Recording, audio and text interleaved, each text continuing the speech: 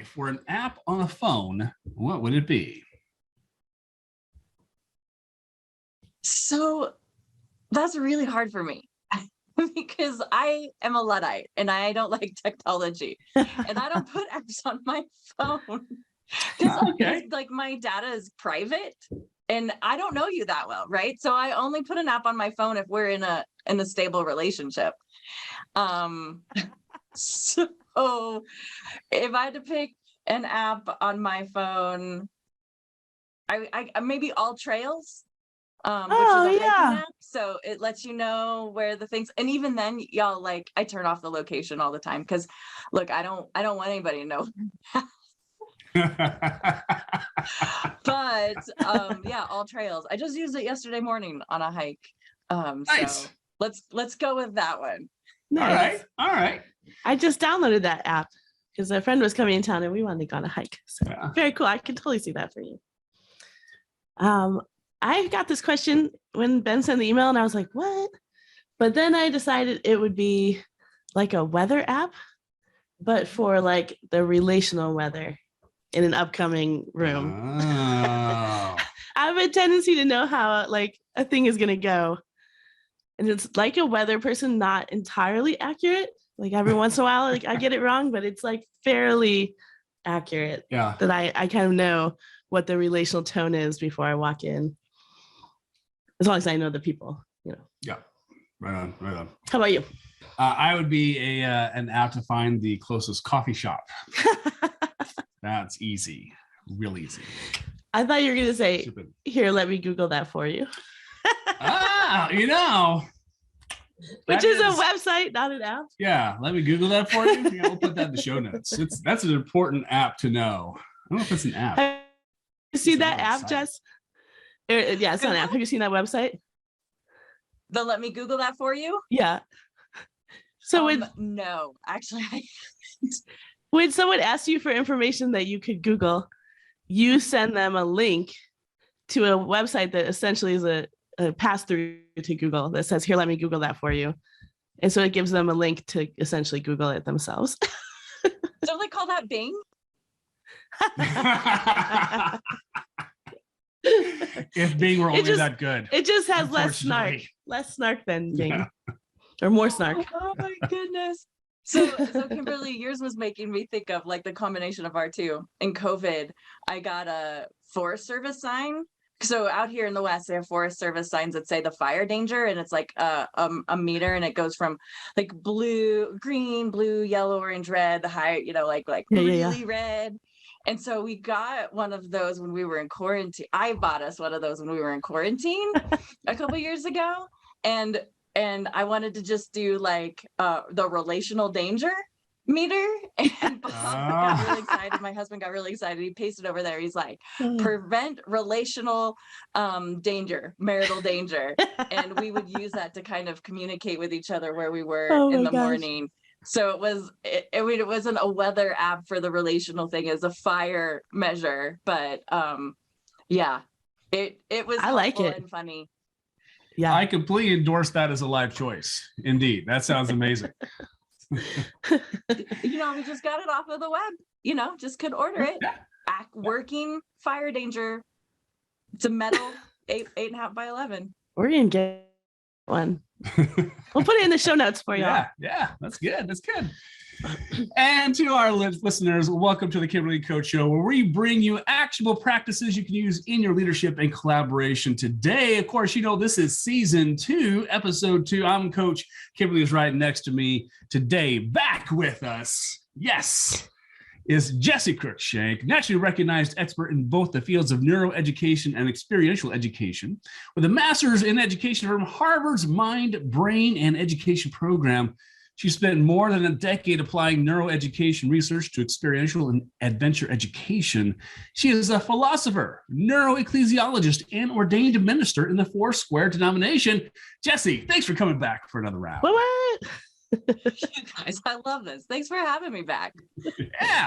Yeah, we're very excited because last time we talked together about leading people through change, and we focused a lot on how the leader does their own work.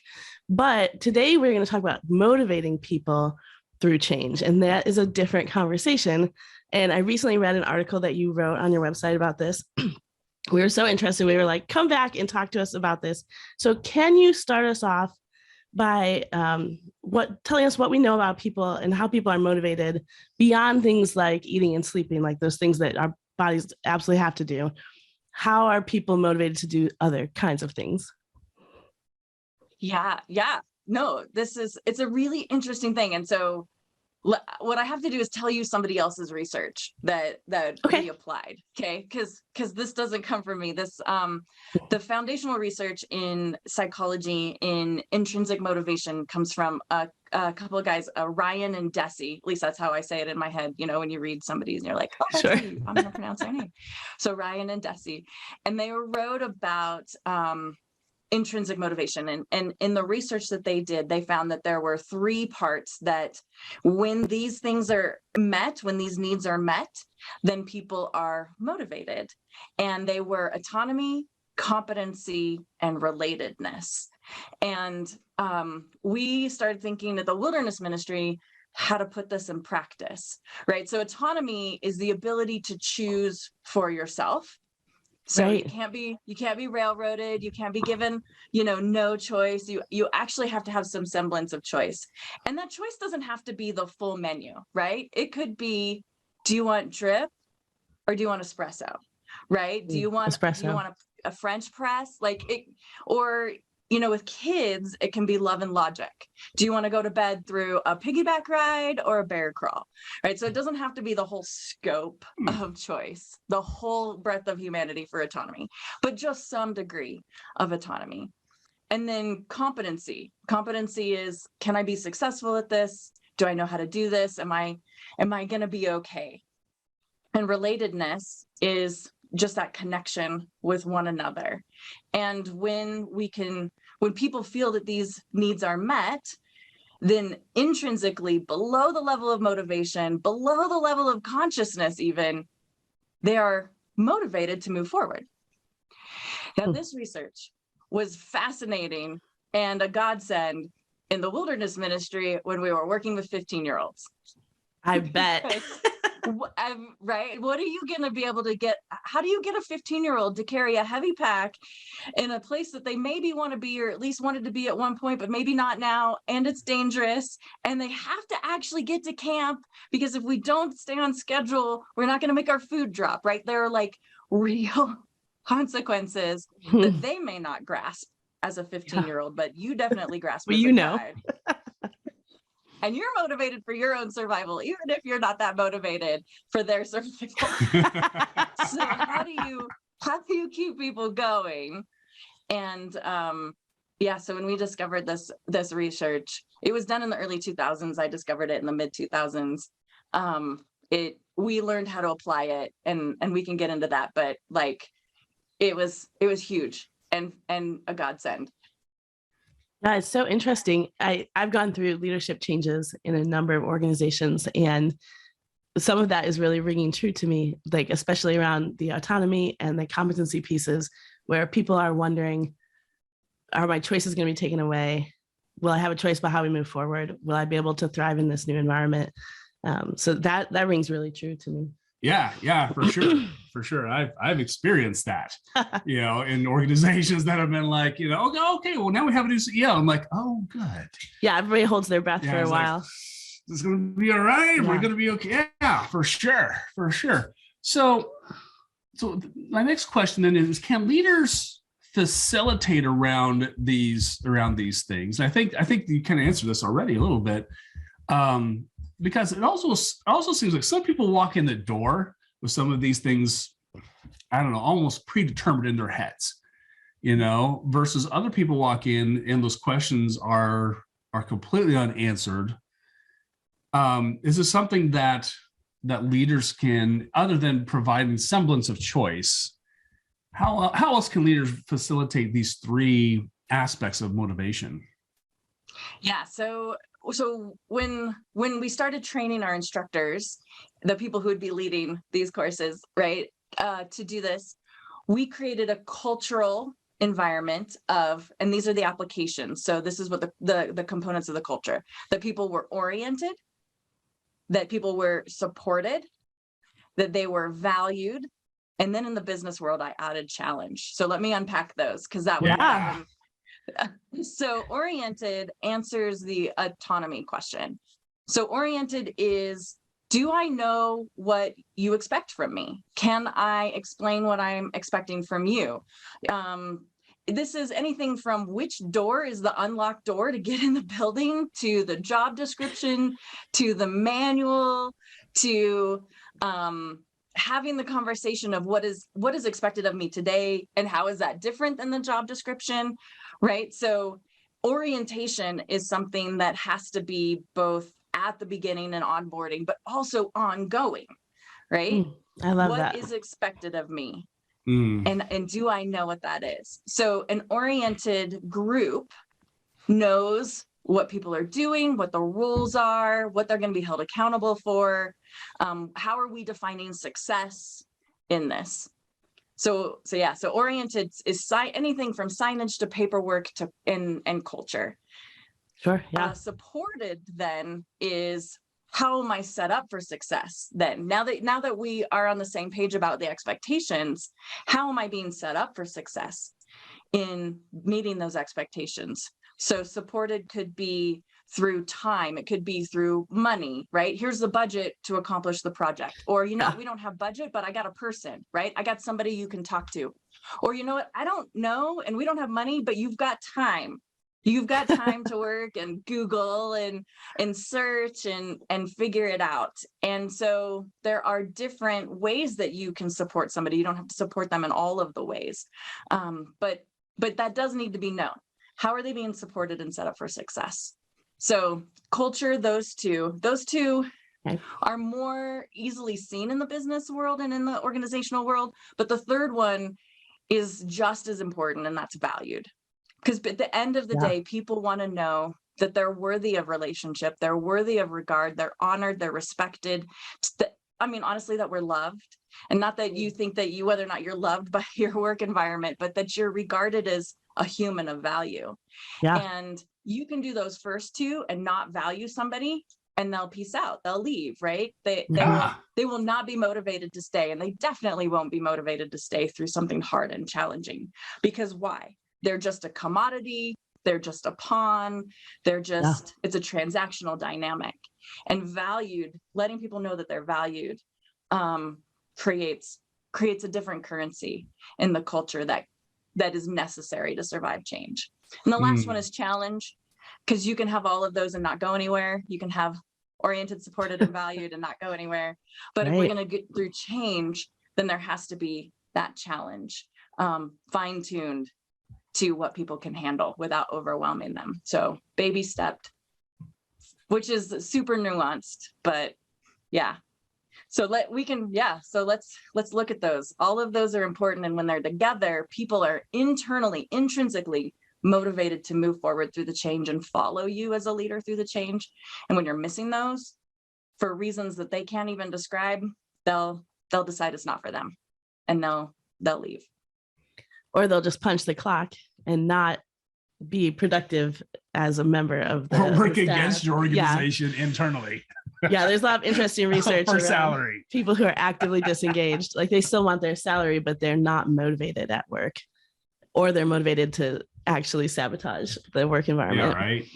Yeah, right. You mentioned that you can have the first two and not have the value, and people will peace out. I've also seen companies where people have the value, but people aren't oriented and supported, and they sometimes will stay in because they feel like the people they're working with as a family, and they feel really connected, but they don't feel supported. They don't feel like they can really get their jobs done. And so they're relationally happy, but they're like competency frustrated. They're not enjoying their days in terms of the work itself in that case. Yeah. So let's talk about the challenge piece. Can you unpack that a little bit more in terms of, as you're going through change, how do you figure out what the appropriate level of challenge is? And how do you facilitate that as a leader?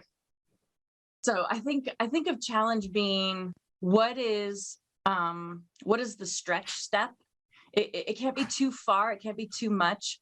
You know, when I teach this, I end up diagramming a lot. And for challenge, we draw a concentric circle. So we have our comfort zone at the center, and that's where we're good, we're happy, all of our Maslow's hierarchy of needs is met, and we like that. It's an emotional homeostasis, and homeostasis means just like the normal space of being where we're regulated to. So our comfort zone is that, and then the challenge zone is the space beyond that, where we're a little bit stressed, where we're a little bit in the unknown, right? Where we're a little less oriented or feeling a little less supported, or at least, set up for success, right? Success isn't a guarantee.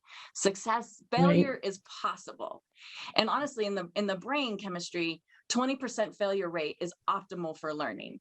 So in that challenge space, and I know that feels like a lot, right? Oh my gosh, 20%, that means I'm only 80% successful. And that can sound super scary, but in the brain chemistry, that is the optimal space for learning. That's truly like comforting to me, actually. So we were different students. I was like, that's a B-. That sounds very scary. Like 80%, that's amazing.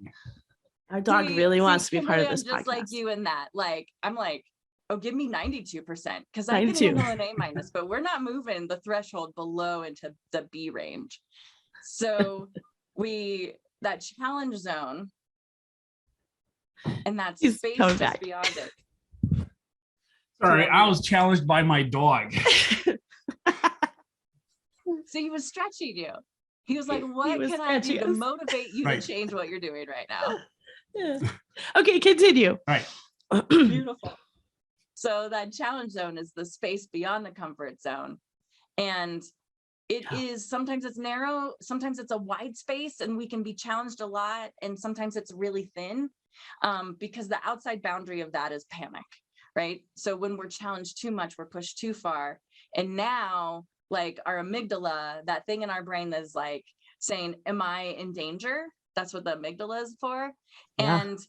And we cross into the panic zone when we go into fight, flight, freeze, or fake. Those are the 4 different spaces of panic, and for coping mechanisms for that. So, and we call that triggered, right? So the growth zone exists between emotional homeostasis, our comfort zone, and where we're triggered. And that changes based on the people in the room, based on the relationship, based on the project, based on our own personal moment. And so it's really fluctuating. So since it's so dynamic, what I always did was gave people like a little baby step. And if they stepped into it, I gave them another one. And my personality as an Enneagram 8 is, until we hit the edge, we don't know where it is. So I'm going to keep challenging you. And when I can see that you're starting to like go, oh, I'm like, okay, no, we can stop here. Just do this. But if you keep stepping into the challenge, I'm going to keep raising the challenge. And that was differentiated instruction, situational leadership, whatever context is the right one. I'll just keep pushing you till we find the edge, but slowly, methodically. And when I see that, we'll back off, and it's fine. And I know that people are different from day to day. So it's whatever is the growth space for today. How much do you think that the leadership affects the culture for where that panic edge is, in terms of where you're willing to fail? That's an amazing question. It really depends on the type of leader. If you don't have a relationship or a dynamic of trust with their leadership, that is super early, right? Without trust, you can't be brave. Bravery requires trust in the relationship. So maybe I can be brave with my coworkers because I've got a good team, but as soon as it goes beyond that, like, I'm not really that willing to do anything, and I'm going to shut down. I'm not going to be intrinsically motivated, or vice versa. Maybe I don't trust the people that I'm with, but I trust somebody else in the organization, And I'm going to be intrinsically motivated for the things that will please them or get their attention or that they ask me to do. But I'm going to do as little as possible for the team that I'm with. So you end up with, because bravery requires trust, this is where we can end up in like attachment theory and how, whether or not we're anxious, whether or not we're avoidant, are we secure in who we are enough to be ourselves, even in an antagonizing environment? Most of us aren't. But the dynamic with leadership really depends on how that person is leading and the environment that they create around trust and emotional safety, psychological safety, and what they allow. But it, as you know, that the culture in any organization is set by the biggest personality in the room. And if they happen to have the leadership title, then it's that way. But if the biggest personality in the room, you know, isn't the person in charge, there's somebody else in the space, then their emotional leadership, their cultural leadership, that influence is really the bigger factor. So wow. Very complicated answer to a complicated dynamic. Yeah, super interesting to me though. And I think I'm thinking about challenge in terms of competency and support. And, you know, I've been in organizations where you don't have a lot of orientation or support, but you have a culture where failure is acceptable. So we're going to figure this out together, or especially in change, we're not sure how this is going to work. We're going to try some things. We're going to throw some things at the wall and see what sticks. And that tends to be a high challenge for me. But if I trust the people, I can step into that space where like, we're going to try things I don't know if they're going to work. But I've also been in organizations where when you try something that's outside of your comfort zone and it doesn't work, then, you know, the hatchet comes down pretty hard. And so I think that kind of culture where failure isn't acceptable means that your challenge level would be a lot smaller before you end up in panic. So I was thinking about it in those terms too. So really interesting stuff, Jesse. Yeah, and Kimberly, the very interesting thing is that yes, when you have high trust, you can you don't need as much orientation. You can survive less orientation. You can survive less support, but only for so long, right? Because then you're in that challenge and that stretch space, and we can't live there. We have to come back. So at some point, there has to be orientation. At some point, we have to figure it out. At some point, we have to build that system or solve the problem. We can't stay in that stretch space. We call that in psychology a liminal space. We can't stay there forever. So you can burn people out. And people get burned out at different rates as well. But yeah, it's just something to note. Yeah, well, that's and having been in that burnout space more than once over my rather vast career of 20 plus years. Yeah, for sure. So how can leaders avoid falling into the trap of manipulation though, when trying to motivate their team? Because, you know, there's been times where I feel like people would try to motivate me, but I'm also like, you know what? Something doesn't feel quite right here. What's going on? It's his 8-wing, his 7-wing 8. I love it. I hear you, right? We can smell it. We can feel it in the air. You know, the whole carrot and the stick thing, I don't like either of them. I feel like both of them are that external motivation. And if I have to use any of them, then I'm working too hard. Like I'd rather design a culture and a system that people can say yes to. Rather than I have to entreat them into it. And obviously you have to do a little bit of that at the beginning, right? The stick is, you know, I've been a CEO, right? I've done performance plans for people, but I have a value that people always know why they're being fired and they see it coming. So they're oriented to the situation. Shocks nobody.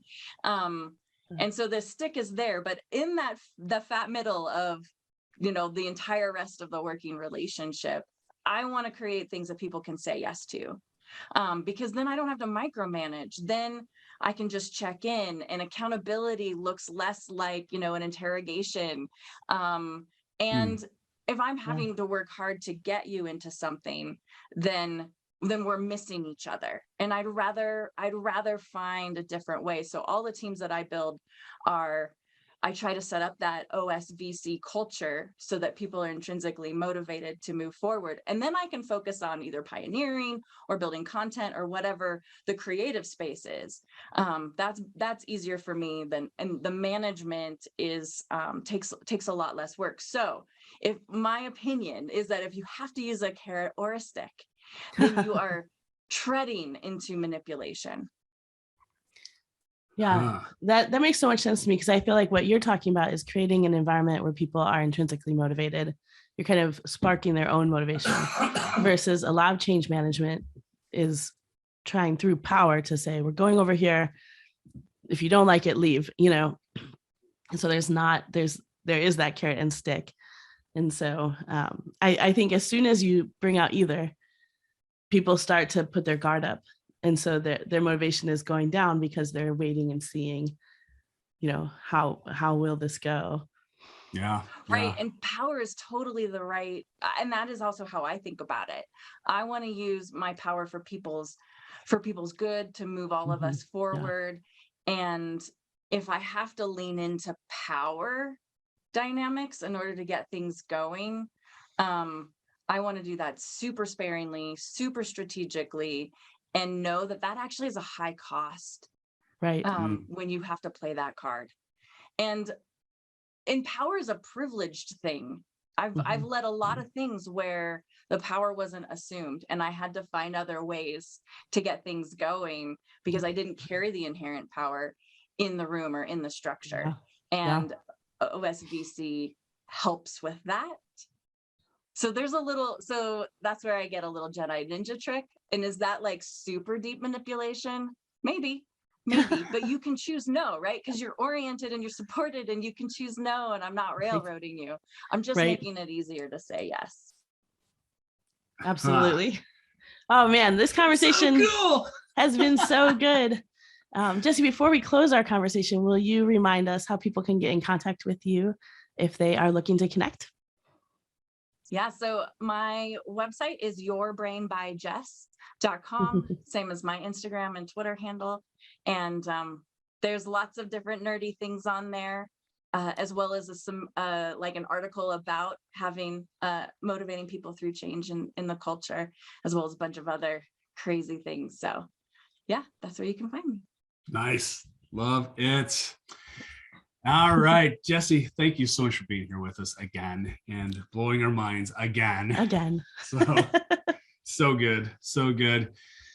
And to you, our dear listener, thank you for tuning in to the Kimberly and Coach Show, where we endorse dancing at wedding receptions until the venue manager kicks you out, at which point you simply move the party to another dance floor. Thanks for listening. We'll see you next time. Cheers.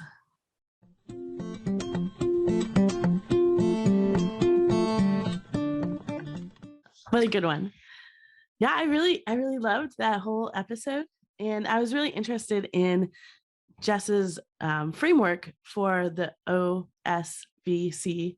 Yes. She mentioned a couple of times, but it was around that orienting, supporting, valuing, challenging. And I just think it makes for a really interesting framework for any kind of conversations you're having during conflict or change. Did you feel oriented? Did you feel supported? Do you feel valued here? Is the amount of challenge appropriate? And using that as a way to navigate some difficult conversations, and to give people language for why they're feeling frustrated or why they're feeling scared or panicked. Yeah. I think having that rhetorical device provides so much framework to things that people can't voice yet. Right. And I think it does address those underlying deeper than consciousness needs. And as I'm listening to Jeff talk about, I'm just like, where in past jobs that I've worked at, because I've worked at a lot of places over we don't talk about how long. We won't talk about how long.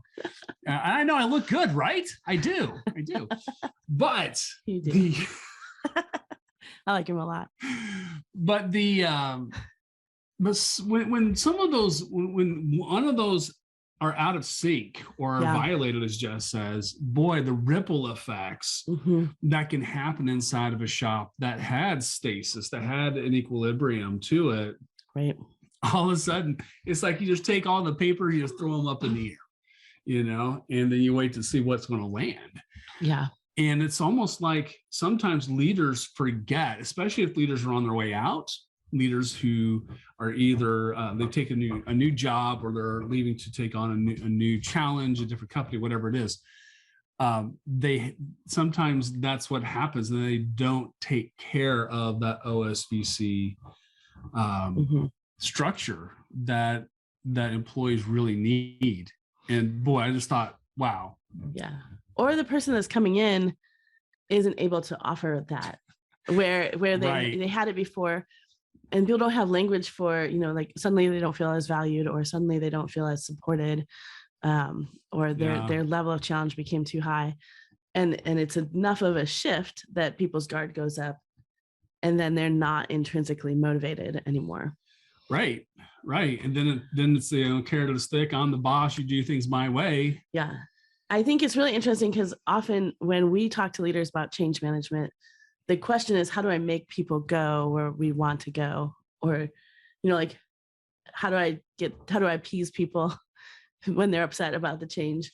It's a lot about like, how do I get something that I want out of people, versus how can I create an environment where people want to come along with this change, which is just a very different paradigm. Yeah. And so refreshing. And I, as a person who's has gone through a certain amount of change in leadership during previous jobs, I want someone to care about how I'm experiencing that change, not so much to care about like, what's the bare minimum I can do to get you to come over here. Like, I want someone to be asking me about how am I experiencing this. And it's so rare in change management because so much is happening. People who are leading the change are in their own heads, and they're managing a lot of tasks. And so they're not checking in with what the employee's experience is by default. I don't think it's something you have to do really intentionally. Right. And a pizza party doesn't cover it. Oh my gosh. Yeah. I think we've talked about this before, but yeah, a lot of times but it's worth re-mentioning, because you never know what leader's going to come in to this podcast and never heard us talk about the silliness sometimes that goes on in leadership. I'm like, well, we bought you a mug. Lunch. We bought you a mug. Yeah. Pizza party. You know, it's like, no, that's not, a pizza party doesn't provide orientation and support. It kind of shows the value, but depending upon the quality of the pizza. Well, also it's like mandatory fun rarely actually shows value. Right. It's fundatory. Fundatory, as Olivia, one of our past guests, said. Right. Yeah. But I do think there's a token desire to show value, and everybody experiences it as a token. But it also feels like, what are they trying to get from me by inviting me to this thing, or by giving me this gift? What's the cost to me? And again, that's not coming from a place of listening. It's not coming from a place of what are you experiencing? What do you need? What would help you in this season? It's just like a Band-Aid. Like, I know you're not experiencing this well. Here's a pizza, Here's a pizza party. Yeah, I think this whole framework that Jess is using around these values gives leaders something to work with that can help them not have to be in that manipulative space. Yeah. And get the desired results. You get both. You get the change that you want, you get the motivation, but you're not trying to manipulate them into that. Right. Which is really the wins out of manipulation are really short term. Fairly short term. Excuse me. Because usually you end up short circuiting your relationships. Right. Because like Jess said, the cost of using the boss card is really high. Right. Really high. So they might go where you want them to go for a season, but now they're looking for another job. Right. They're like, or the conversations they're having are not supportive. Out of here. So we hope that you, dear listener, have enjoyed this episode and got as much out of it as we have, because, oh my gosh, it's like just a so good. Masterclass. Of course, Jess did write a really fantastic article to help you, read back through the big concepts. And I'll post that in the show notes as well. So Cool. once again, thank you for listening. Thank you for hanging out, and we'll see you next time. See you next time.